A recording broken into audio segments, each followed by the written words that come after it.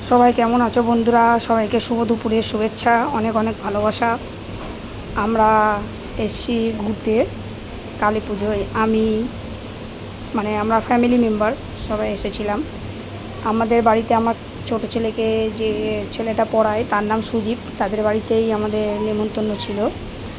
এইটা আমার শাশুড়ি, এইটা আমার দেওর প্রেম, এটা আমার জা, আর ওই যে হাত দেখাচ্ছে ছোট্ট করে, ওটা আমার ছেলে, বড় ছেলে।